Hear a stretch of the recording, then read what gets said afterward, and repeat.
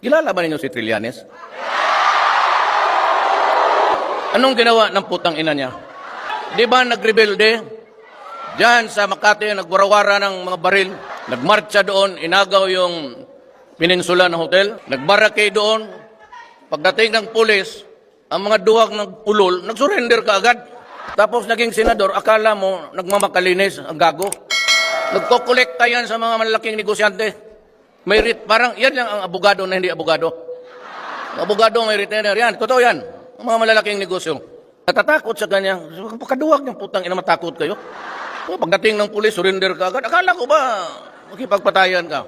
Ang una, sino ang sunod? Dilima.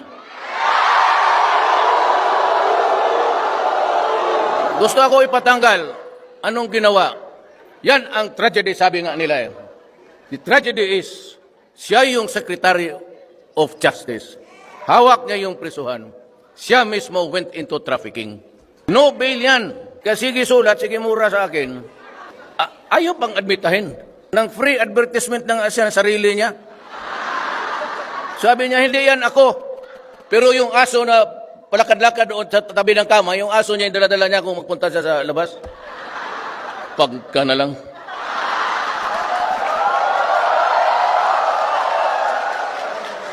Alam mo, hinahanap ko talaga. Wala akong nakita sa Pilipinas. Hinahanap ko yung babae na napakakapal ang muka.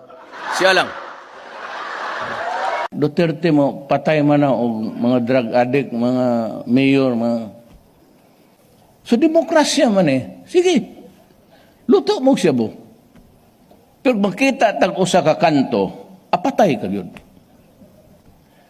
Ayaw og hadlok-hadlok ka, kay tilokon tamo direct. Mapura gani kung putang ina ninyo, kanang pamilyahan na para hinog, undang namog panghadlok. I will wipe you from the face of the earth. Ingnan mo. Tilukon tagid mo direct. Hasta ng mga pulis, putang ina bantay mo. Patawag talabong sa Manila pag abot sa airport. Di apa sa airport, ipaihiyaw talaga. Ang katong gustong manimalos, okay lang. O gusto ninyo, pagtuwa mo sa Davao, pag abot dito, natugo, ipapukaw yun ko. Utang ina mo kinit-kita ita. Gusto yun ako po.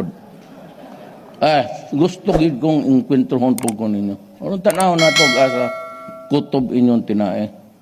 Ay kung binuang yung that is totally unacceptable to me. Pag di na ko mayor, binanatay yun mi ane. And if you want it that way, mauna yun kang mamatay. Karong tuiga siguro, ikay ni bisitas lungon.